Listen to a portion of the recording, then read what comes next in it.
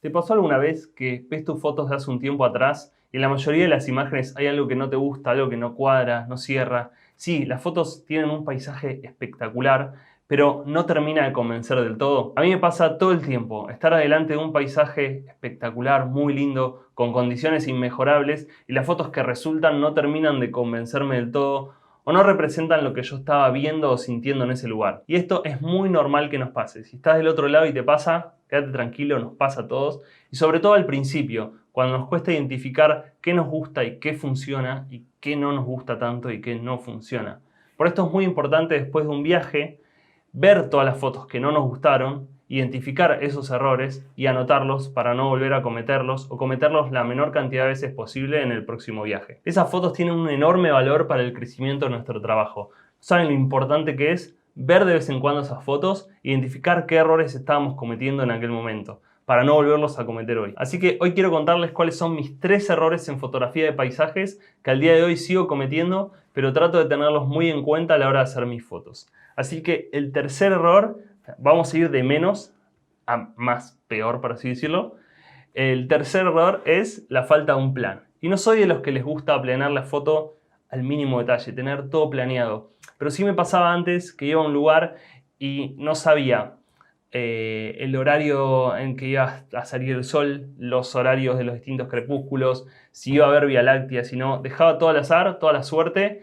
Y sí, a veces funcionaba y volvía con fotos muy buenas, pero la mayoría de las veces volvía un poco decepcionado. Y lo que más me costaba planear, o lo que menos identificaba como importante para planear, eran los distintos senderos, los caminos, los distintos paisajes que podía llegar a encontrar. Es decir, dejaba todo al azar. Iba a un lugar que suponía iba a ser lindo y simplemente iba y recorría el lugar al azar. Y eran viajes que los consideraba viajes fotográficos, es decir, viajaba para hacer fotos nada más, sin embargo no planeaba nada. Y hoy sigo trabajando mucho en esto, es uno de los errores que más me cuesta pasar, supongo porque a veces me da un poco de fiaca sentarme a planear una foto antes de ir al lugar.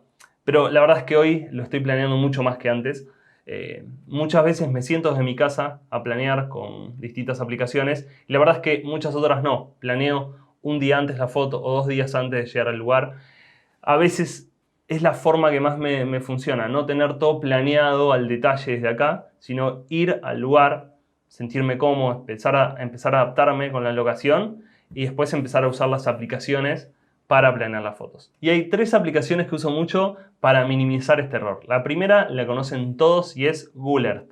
La uso muchísimo para planear los distintos sujetos que puede haber en el lugar, cómo corren los ríos. Vieron que se puede bajar la perspectiva de la cámara y visualizar mejor de qué tamaño pueden llegar a ser las cosas.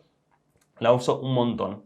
La segunda que uso muchísimo es Photopills. Es espectacular. Si haces fotos de paisajes o de cualquier otro tipo de fotografía en condiciones de luz natural, te la recomiendo porque es espectacular. Se puede ver la posición de la Vía Láctea, los horarios de salida y puestas de sol, las direcciones del sol. Se puede ver con realidad aumentada en el lugar por dónde va a salir el sol, por qué lugar, y planear mucho mejor la foto. Es indispensable, la considero indispensable.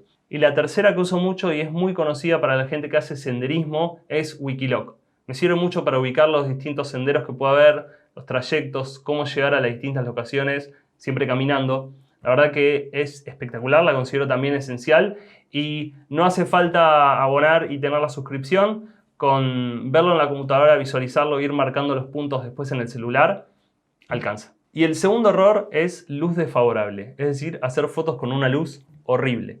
Y esta es importante para mí, porque entenderlo no solo me ayudó a hacer mejores fotos, sino también a disfrutar de los lugares, disfrutar y relajar cuando las condiciones de luz no son tan atractivas para hacer fotos. Hace no mucho tiempo hacía fotos en cualquier condición de luz y el 90% de las fotos con las que volví a mi casa no me gustaban. Y no era un error mío, en realidad sí, era un error mío, pero no pasaba por un error técnico de composición, sino que faltaba una buena condición de luz para que la foto fuese lo que a mí me gustaba. Y en un viaje a Mendoza aprendí muchísimo la importancia de la luz. ¿Por qué? Porque hice un montón de fotos horribles con condiciones de luz muy malas. El paisaje estaba buenísimo, las composiciones creo que estaban bien, pero faltaba el componente de la luz. Les quiero mostrar algunos ejemplos. Por ejemplo, en esta foto en Cañón de Atuel, no sé si fueron alguna vez, es un lugar impresionante. Creo que la composición está bien, tengo el río acá que me guía hacia las montañas, la locación está buenísima, es increíble. Ahora la luz está muy dura, fíjense que no tengo sombras. La única parte que tiene sombras es esta, y es muy poco atractiva. Acá también veo un poquito de sombras, pero el resto tiene una luz más bien plana. Así que esta foto no funciona, falta profundidad, las sombras dan muchísima profundidad. Así que quizás si el sol hubiese estado un poco más bajo, hubiese tenido mucho más sombras y hubiesen complementado mucho mejor con el río. Esta segunda foto también es en Mendoza, prácticamente el mismo lugar, en Cañón de Atuel. Creo que está mirando para el otro lado de donde estaba haciendo la foto esa.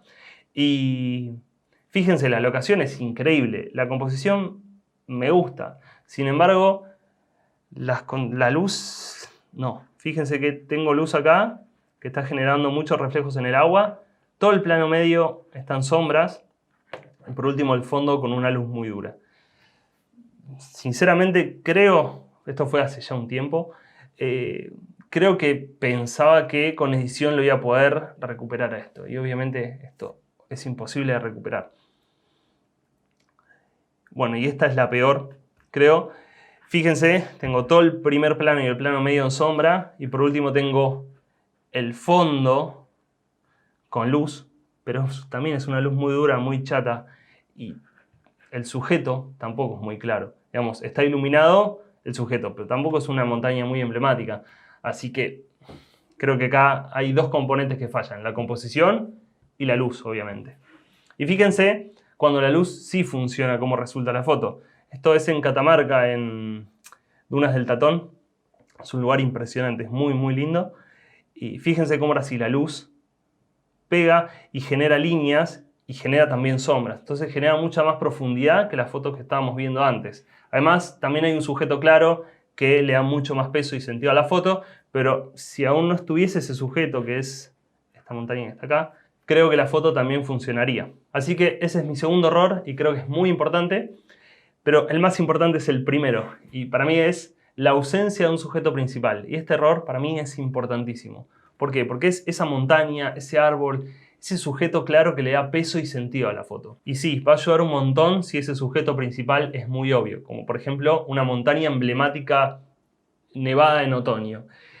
Pero pueden ser un montón de otras cosas y que aún tengan todavía inclusive más peso que eso. Como por ejemplo patrones, texturas, líneas, contornos, luz, pueden ser un montón de cosas. Pongamos como ejemplo los árboles. Puede ser la forma de un árbol que sea muy particular, la combinación de árboles iguales, la combinación de árboles diferentes, la textura que puede tener el árbol, el tallo del árbol, las hojas, la luz que le puede estar dando al árbol y puede ser muy interesante. Puede ser un montón de combinaciones que no tienen por qué ser un sujeto claro y principal, como dije antes, una montaña. Por ejemplo, este lugar es en San Martín de los Andes, en un mirador espectacular. Y fíjense cómo, si bien las condiciones de luz son buenas, la composición creo que está bien, no hay un sujeto principal claro. Es más, está todo en sombra, estoy disparando en sombra. Y lo único que tiene luz es el cielo y esta parte de la montaña que está acá. El resto se pierde un poco, es decir, no hay un sujeto principal claro donde yo mirar. Quizás si acá hubiese una montaña o todo esto iluminado y esto en sombra, hubiese tenido mucho más sentido que la foto como está ahora. Otro ejemplo puede ser este. Y con estas fotos me siento muy identificado como error, como visualizándolo como error. ¿Por qué? Porque hubo una época que me gustaba hacer mucho estas fotos. Es decir, gran angular, primer plano con piedras y que el fondo más o menos sea más o menos interesante. Y fíjense lo que me pasa acá. Sí, la foto no está mal, creo que está linda, pero no hay ningún sujeto principal claro. Es decir, hay un montón de piedras que quizás forman líneas que llevan acá y acá no hay absolutamente nada. Hay solamente nubes en sombras. Inclusive las montañas que están acá están en sombras. Y para agregarle algo más, el medio de la foto donde debería haber un sujeto no hay absolutamente nada. Entonces este es otro error de composición que creo que con este es el que más me siento identificado. Y fíjense cuando sí hay un sujeto principal claro, como por ejemplo, estos son los cuernos cuernos del paine, perdón. Y fíjense cómo ahora sí, todo tiene mucho más sentido. Es decir, todo combina para destacar hacia el sujeto principal. No hay nada que compita, ¿no? Fíjense cómo estas ramas de árboles forman como un cuadro natural donde el centro está la montaña. Así que esos son mis 3 errores en fotografía de paisajes que considero más importantes y que creo no son fáciles de eliminar, pero sí me parece muy importante que los tenga muy en cuenta antes de hacer las fotos para no volver a cometerlos y ir mejorando cada día más mi trabajo. Creo que teniéndolos en cuenta como los tengo en cuenta hoy, mis fotos se están pareciendo más a lo que yo quiero lograr. Así que te recomiendo que mires tus fotos de las más viejas a las más nuevas, de las que menos te gustan a las que más te gustan, y así puedas identificar tus 2, 3, 5 o 10 errores que estás cometiendo para mejorar tus próximas fotos de paisajes. Así termina mi primer video de YouTube, no lo puedo creer. Bueno, muchas gracias por estar del otro lado. Si te gustó, dale like, comentame cuáles son tus errores en fotografía de paisajes, así los vamos charlando. Suscríbete, que va a haber nuevos videos. Y si te gustó mucho, activa las notificaciones y en 15 días nos volvemos a ver y te va a salir ahí una alerta, así ya lo ves primero. Gracias, nos vemos la próxima.